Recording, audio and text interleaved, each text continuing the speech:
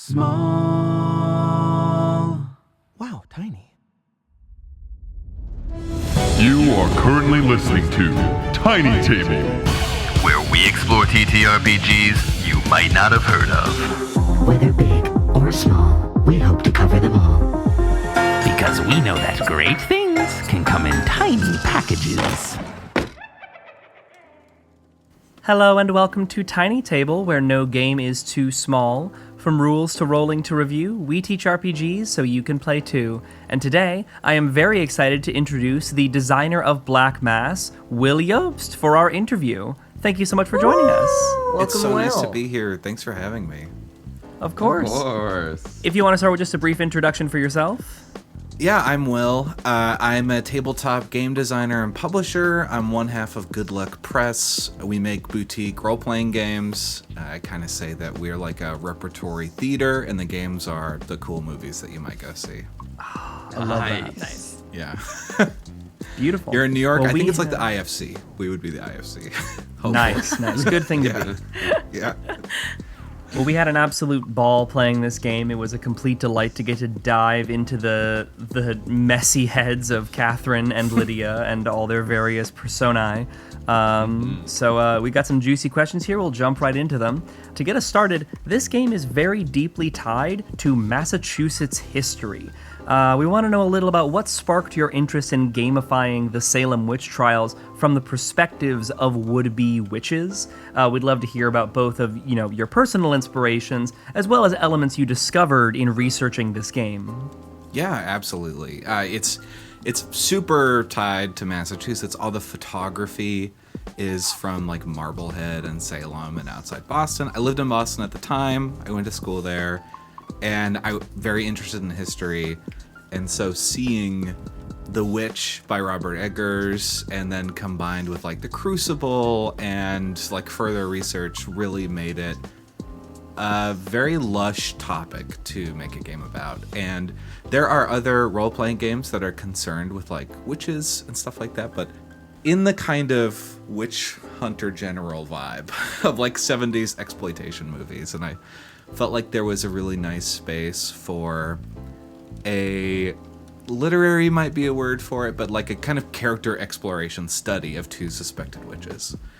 And the deeper I got in on research for it, the more I read the history of the Salem witch trials and the dramatizations of them, the witch crisis rather, the more like the gameable stuff came up, and the more I wanted to see how much that could support role-playing, stuff like that. I'm curious about any like particular bits of history you learned in your research that maybe aren't like kind of in the public imaginarium around the witch trials. Like, what are some interesting things you found? Yeah, I mean, just in general, let's get it on the table. It was fake. Just like some fake shit. Yeah. Horrible campaign. You mean witchcraft and witches didn't control the minds of the populace of Salem? It's interesting getting in the head of like a Cotton Mather, who was like the Protestant responsible for a lot of the like diagnosing of witches and stuff, but connecting it to like a history of witchcraft from Europe that had just been, giving the topic the reverence that like a mass campaign of like feminized violence has. So it's like, how do we like take the history and then have productive play out of it? And a lot of the most interesting research I got was from a book called Stacy Schiff's Witches. And I really recommend it. Probably every cool detail in this game has some analog in that book. And I guess like what is the most interesting thing I've learned about the history of witchcraft? I think it's they jailed people a lot, and the people escaped all the time. Like constantly escaping from jail. Because it was like, horrible conditions. It was terrible. But just escaping and getting back to their lives. But yeah, it's like, the historical reverence that I try and give it is a huge birth because it's a complicated, pretty downer topic. So finding the fun stuff feels like the stories about instances of witchcraft. There was a man who was accused of being a witch who levitated a gun. That was his Nice. And yeah, he was like doing some gun fu over there. He was gun bending, and I put that in the game because I believe it's Matchlock Lydia, I believe. But yeah, Lydia of the Powder, and how it was like some guy clearly did like just a little trick with a gun, and people were like, "That scared the absolute shit out of me. You're a witch." Yeah. I just want to read the one of the bits of text from Lydia the Powder. That's not a persona we played, but just so that everyone is aware, one of her 2 persona actions is bang. Spend 3 cards to load and fire the rifle. Whatever you shoot is completely obliterated as long as it's close. Yeah. Oh Yeah. my god, that's awesome. So just putting the... I like that it takes 3 cards. Yeah. Yeah. It's a cash out. Yeah, you really got to cash it out. It was really fun to figure out how to put in these like timer mechanics to like throw the characters to other places. And I feel like that one is the biggest example of like, you have so much control here to do whatever you want. You just have to give it to someone else when you're done. To kind of go off of the idea of you taking what is like, you know, a very sad and tragic reality and finding the parts of it that make it kind of light and a little whimsical, because there are like different stages of how gruesome you want this to be, ranging from, you know, October to February. And it was interesting hearing you say, you know, people were just escaping jail all the time just to go to their regular lives. Their regular lives were probably still at their house, like in the town, and a part of me's imagining like, you got out, we'll get you next time. Like, Yeah. you know, everybody gets one, you know, like if you escape, they're just like, bummer, like you made it out, you know. We'll catch you on witchcraft again sometime. But the idea of like Right. a Looney Tunes-esque relationship between the law enforcement and the people who are constantly escaping jail tickles me. Yeah. And then just sitting with like some of the historical record of the Salem witch crisis and like the spiritual testimony. Like, what do we think that it was actually like in the courtroom? How does that feel? It feels like I saw Goody Proctor with the devil. Exactly. What were yeah. you doing at the Devil's Sacrament then? I was taking notes. So, funny story is that I recently sold this game in, I believe it might have been PAX. I think that's where you picked it up also. But Yep. I sold it to a triple descendant of the Salem witches. So, meaning was descended from 3 people, 3 like named people in Salem during the time. And it was wild. I keep on meeting, like, selling this game at conventions, the descendants. It's very, very wild. Oh, that's so cool. Wow. So They are literally the daughters of the witches they couldn't burn. Yeah. and some of the witches that they did. Speaking of the sort of progenitors of these descendants, let's talk a little bit about Catherine and Lydia. Please, if you would, walk us through the process that led to Catherine and Lydia. How early in the design did you realize that you wanted the game to center on like 2 predefined, communally controlled characters? This is a very unique element of Black Mass that I have not seen in other TRPGs. Were there earlier iterations of Black Mass that operated differently? And how did your mechanical approach to communal control evolve over the course of your design process? Yeah, I love this question. This game has a couple predecessors, like the games I feel like it's in conversation with. One of them is Sarah Doom's Bluebeard's Bride, which is a game where everyone takes control, shares embodiment and ownership of a character who's moving through Bluebeard's house, trying to use the keys on the door. Sorry, I'm playing Blueprints right now, and I'm just like, there's a lot.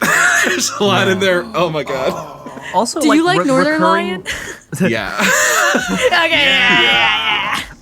On a slightly grimmer topic, also like recurring themes of like of femicide, right? Like Exactly, the line yeah. from Bluebeard's Bride to Black Mass.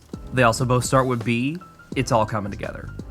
Yeah, exactly. The communal control of characters and the playbooks, each representing a different aspect, kind of like an emotional reality of this character and how they respond to situations in the game. Black Mass takes this idea and pushes it in a different direction, in which each persona represents how we are a collection of our experiences and how we use our historical library of our own lives to respond to things in the world. We only exist from the things that came before.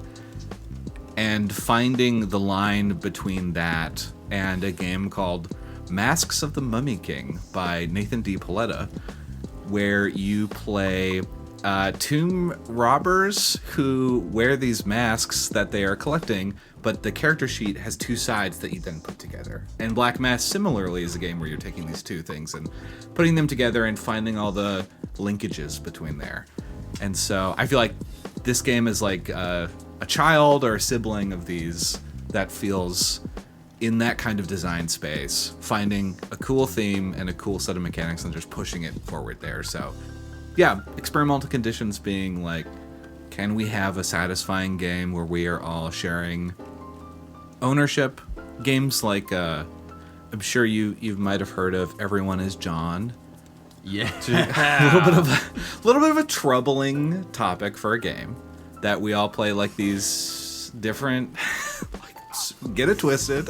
We get some of these, we're sharing split personalities inside of someone and then having this like kooky fun. And I played this game a lot, and then it fell out of favor when I started interrogating what is this game saying about people. And so finding a way to have that kind of table feeling, because it's very fun to like steal the car for a little bit and do what you want to do. And so what if, we were both stealing the car the whole time for two people? The metaphor is slipping, but you see. That's actually something that I really loved about your approach to it, because I always felt like, Catherine was one person and Lydia was one person, but we were all playing on a different aspect that was important to them, because we as people are not one-faceted. We have many different parts of ourselves that are important. So rather than playing like, a problematic split personality idea, it's more like you are this part of their history that is important, and you'll lean more into that. But you'll also know that there are these other facets that can inform how you play that facet.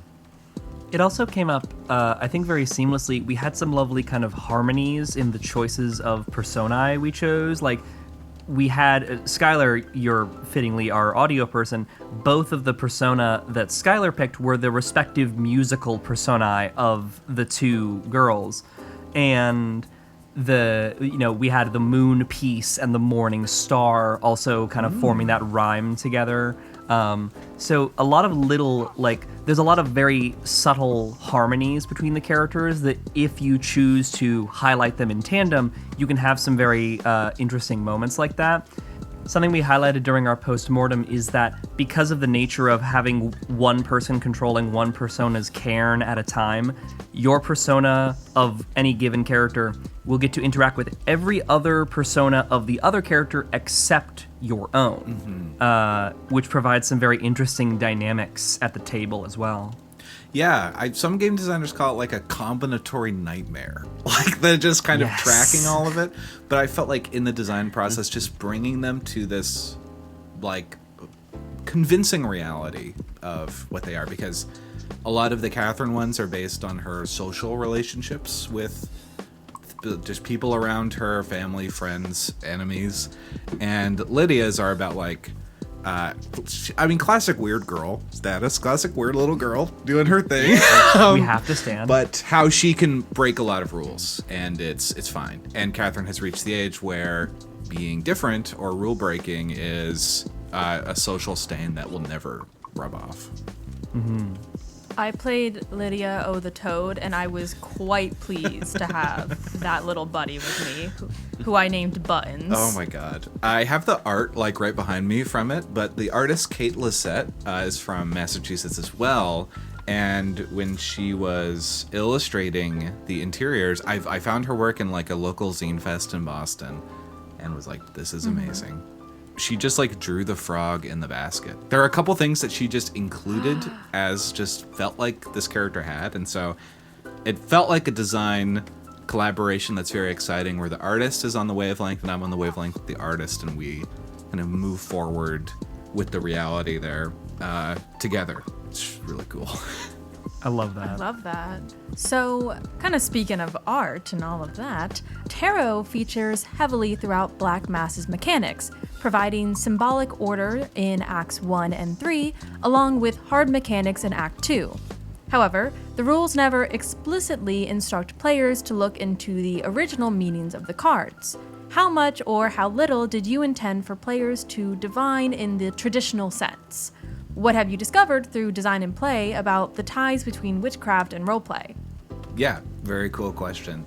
So why doesn't the game have these strict tarot definitions, or ask you to look into the history of the cards or the elements of the cards themselves? I, as a tarot reader myself, love the concrete, like what am I looking at on the card, instead of like what are the Rider Waite meanings from the little book. And I feel like that flows through whether you are like reading the tarot itself, or like in the beginning when you're creating the spread, and at the end where you are kind of manipulating time and putting cards down. You want some like fictive realities that you've played for that perhaps the cards don't have good answers for, or the cards can be inspirations for you. So whether they are the tokens for your own ideas, or they are augmented by the cards, I kind of wanted that flexibility. There is a there's a reality for tarot cards that some people just don't fuck with them, like on a human level. And so there are like, I believe there are rules for like using a playing card deck in there, but I haven't run into any groups that have just gone for the playing cards, so I also wanted that flexibility. But yeah, there's a lot of tarot games out there. Some of them have discrete meanings for each card, like within the game itself.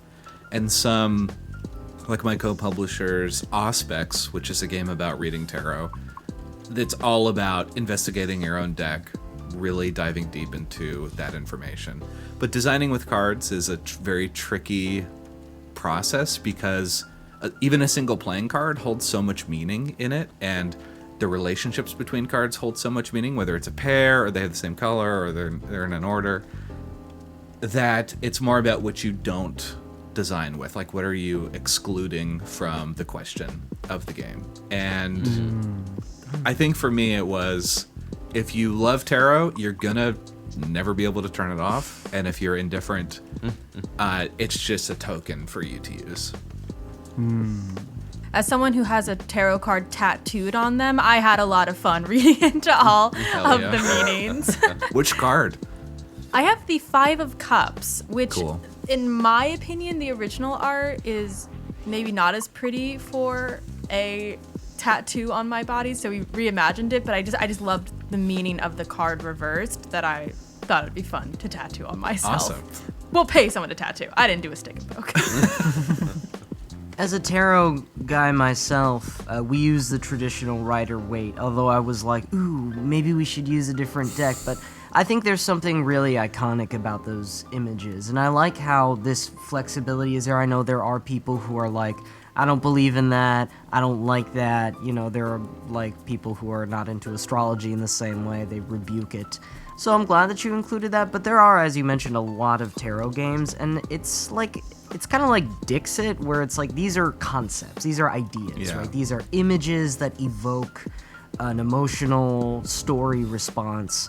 But we found a lot of joy in just, you know, not being controlled by, but just giving us an inspiration to jump off of by reading from the Rider Waite, the little booklet that comes with the, Awesome. at least came with the box. I found it to be, it informed us a lot, and it gave us a lot to like go from, which was like really awesome.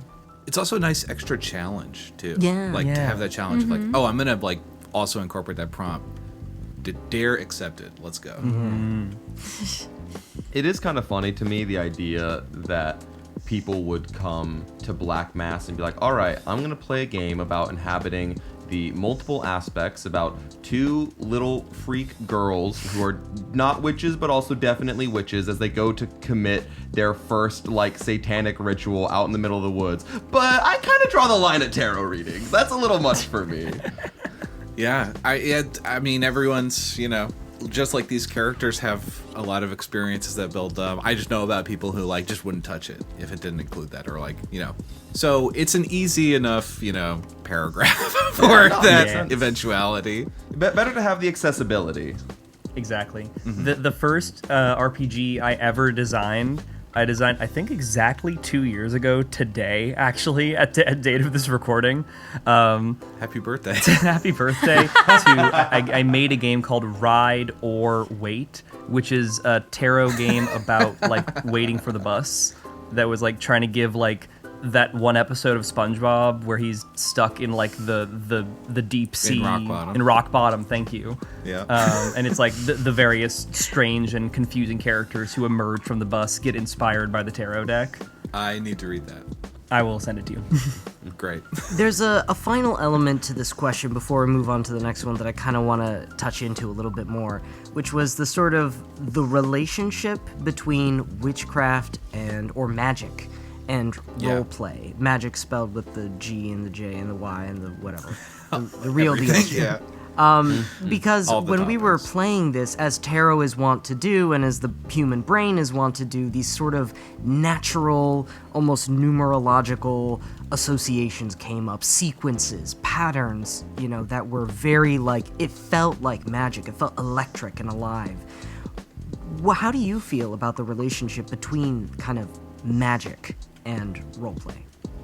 Yeah, this game is in the style of drawing the magic circle and then asking everybody to step in and do whatever they want inside. And so there are several points in the setup process where you're asked to enter this imagination space and to exit and to come back in. And so there's a specific break in the game for the GM to the proctor to be like, okay, what the fuck am I gonna do with all this? And to take that time to just to load your satchel with cool stuff. The ritual, including setting up the timeline, making the cairns, selecting the characters, it's all to push us into this circle where our words can be reality, or we can transmit an idea from our brain to everybody else's brain, which is a magic trick. We're doing magic, and I'm sure we've all felt in role-playing games those sessions where everything is right, and it just flows, and it's almost like we didn't need the rules, it was just us doing the thing. And there's a run of story games like this that are really good at kind of creating these strong starting and ending procedures where it feels like we are starting the ritual and ending the ritual, which I really love.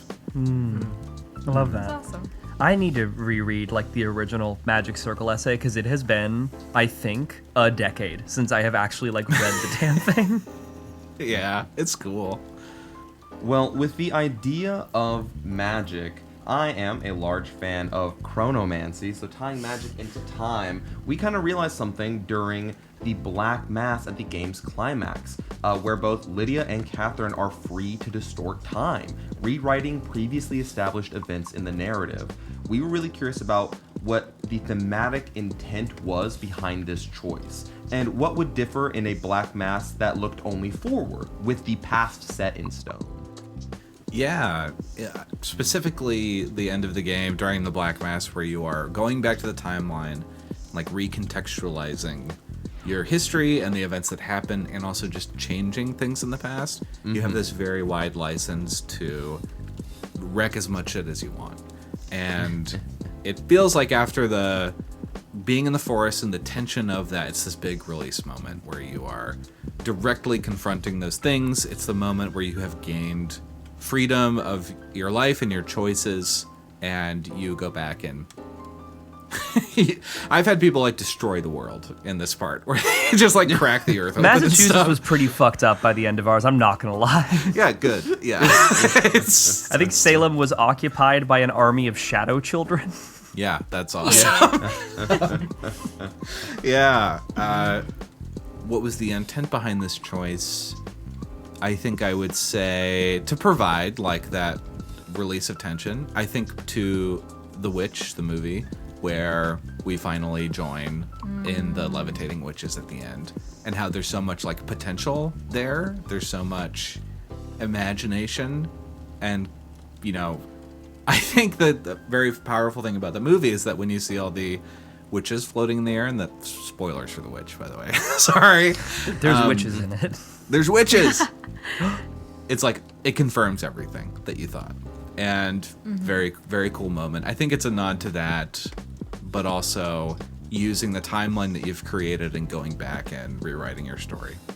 100%.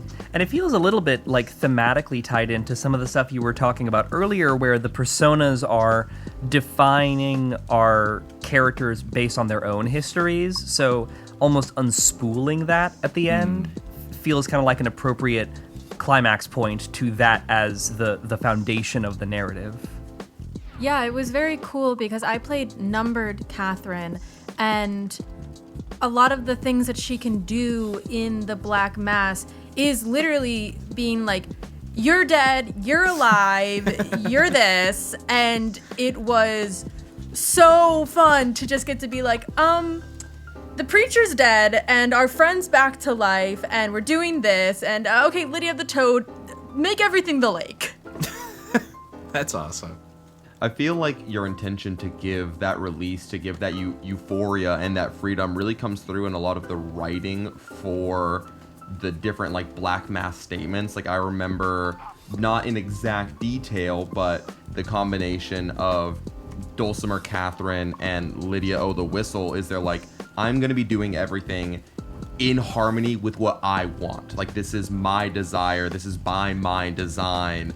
A lot of it really speaks to that expression of freedom, which is, I think, a very nice payoff to have after like all the horrors and spookiness, to just let these two little freak girls go wild. So in terms of the intent, definitely from our play, that was 100% experienced. Awesome. And I'm thinking to the second half of the question, which is, what does a game that only looks forward sound like? And I think it's has to necessarily remove a lot of the magic, like the magical thinking involved with the ending, where, yeah, because what does that look like? I think we just jump on Catherine's aunt's boat and sail away out of Salem. Like, I think that's it, right?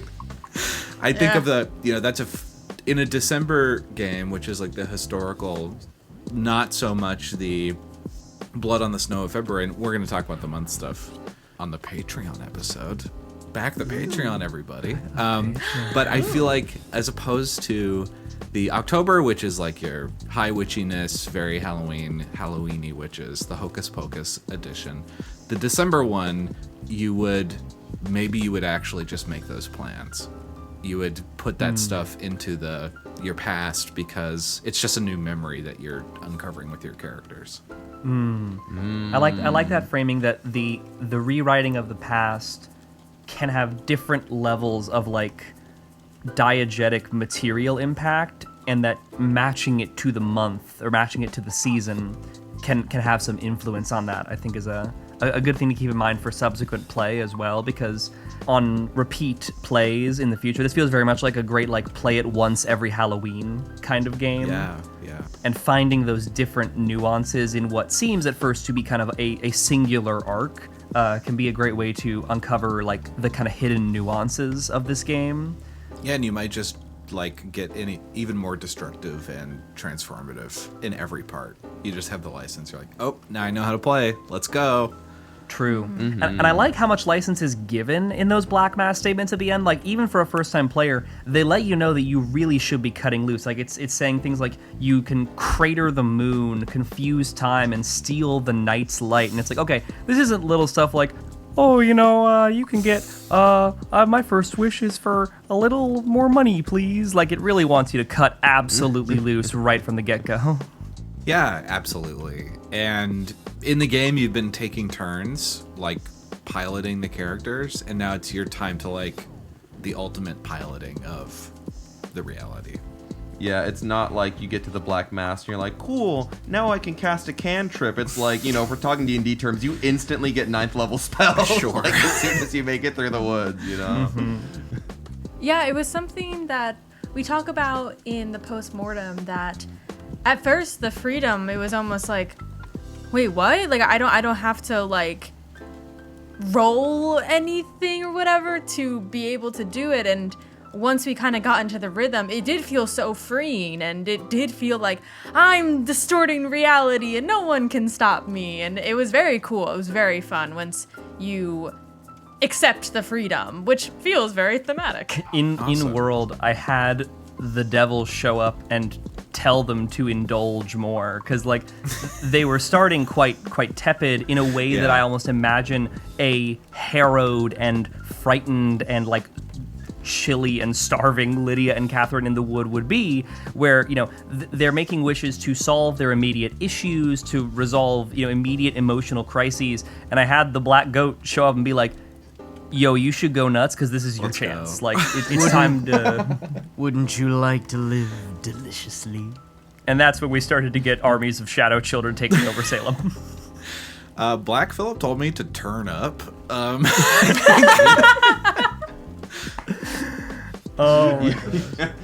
Yo, the devil rolled up with a bag full of quesadillas and said, "Live Moss." Okay.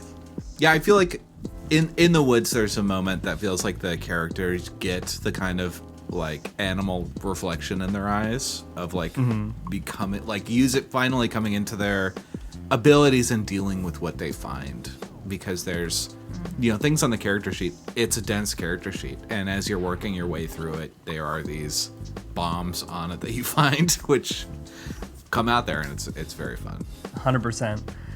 I'll get us into our final question here for the public interview, but of course, as always, please join us on our Patreon for part 2 of this interview, because we've got 5 juicy additional questions coming after this one. You have designed several games since Black Mass, ranging from anthology horror to post-apocalyptic car combat and beyond. What lessons did Black Mass teach you in your broader game design journey? How do your games since Black Mass differ, and has it had any influence in the creation of your upcoming game, Plasmodics? Please plug. You can pre-order Plasmodics, Mutant Freaks in the Weird Future on goodluckpress.co, and you can find the rest of my games there. I have this joke goal, but I don't think it's a joke, where I'm going to make one of every game. And as you can see, my catalog has a lot of just diverging things, but all of it, I hope the through line is like my texture of expression on the games themselves. So I wanted to explore this historical role-playing, do that stuff with Black Mass. I brought in that stuff to another game called The Guide to Casting Phantoms in the Revolution, which is set in the same time period, but in revolutionary France, where you play a cabal of revolutionaries who are using magic lamps to summon ghosts to destroy the aristocracy. And awesome. Thank you. Yeah, I made that with Adam Bass of World Champ Game Co. And we did a Kickstarter for that. Black Mass was my first Kickstarter, so I learned a lot of stuff of what I like about the platform, what I don't like about the process. Everything I have learned about game design needed these Zine Quest Kickstarters to learn the business side, and now I do it full time. So that's like a direct, here is where I grew as an artist making this. And how does it inform the other games? I like exploring everything the components have to offer. So Black Mass's tarot cards, just discovering everything I can about using tarot cards in my design process and not. But yeah, like I mentioned at the beginning of the episode, I feel like it's a repertory theater, and I'm just making unique experiences to have, and the thing that you know going in is that it's going to be like a complete, fulfilling experience. It might be a comedy, it might be an action movie, it might be a drama, it might be a horror thing, but it has that through line of artistic conclusions, I feel like. Each game a whole work. I like that. Tell us a little about Plasmodics. I'm very curious about this upcoming game. Yeah, Plasmodics, I'm just flashing it right here. It's being printed right now. This is Mutant Freaks in the Weird Future. Let's talk about how it's related to Black Mass. In this game, you play mutants, gonzo sci-fi mutants in the post-apocalypse, but you are not only mutated In your abilities, in your body, in your brain, you're mutated in your personality, and they're called nuances. So much like in Black Mass, where you are tying together these experiences of your past, I haven't made this connection until this conversation right now. You have these nuances that are one of a kind, and they form this like stained glass window of your weirdness. Plasmodics is a gonzo game with lots of jokes and silly stuff in it, but you play mutant freaks. I'll give you some of the mutations. One of them is... I have to read a normal one and then a funny one. So, parasitic attachment could be one of the mutations, and you might recognize the power in the abilities in here too.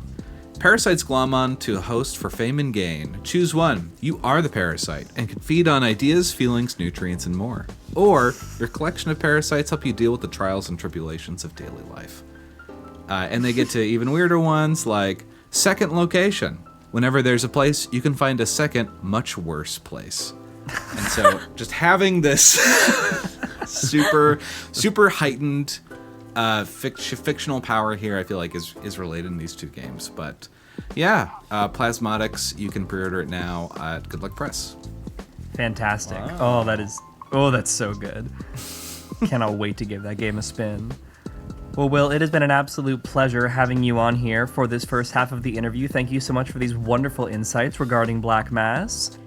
And Will, thank you so much for being here. But before we kind of get into our last little wrap-up section, is there anything that you would like to promo, bump, share? Plug. Do it right here. Do it now, please. Absolutely. Yeah, thank you. You can find me on Blue Sky at Will Jobst. You can find me on Good Luck Press at goodluckpress.co.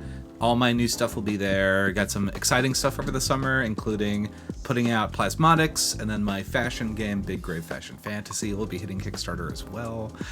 Seeing a lot of pogs in the call right now for that. So anyway, yeah, you can find me both those places. And then I do the Brain Trust podcast with Adam Vass, where you can hear me yap more. So if that sounds good, check it out. Hell yeah. And Will is great at yapping. So thank you so much for sharing all of that. We hope that everyone checks all of that out. So if you guys want to hear more and hear the questions, please follow us on our Patreon. This is our $10 tier, our micro tier. Whenever we do interviews with creators, we always have a part 2 where we delve into a little bit more. We also offer all of our regular benefits as well as regular side tables. If you're just looking for more Tiny Table content, if you have any interest in the sway of the next game that we play, please check out our Tumblr and our Patreon, as we regularly have polls to, see what our audience wants us to play next. So yeah, we'll see you on the Patreon, or we'll just see you next week. But before we go, 3, 2, 1, buttons! Later, See everyone. you next time. I have to be so honest. At first, when you were gonna start plugging the side table, I thought you were gonna say, and speaking of a second and much worse place. Patreon, paid content. We love going to a second location. This It's true. A second worst location. Cool. Hi, and thank you for listening to our podcast. If you enjoyed this episode, then we'd really appreciate if you left us a review. If you really like what we do here and want to support us further, you can join us at patreon.com/tinytablepodcast. Our business email is also open for inquiries at tinytablebusiness@gmail.com, and all of our socials can be found in the episode description for any shenanigans you might want to follow. Till next time, see ya!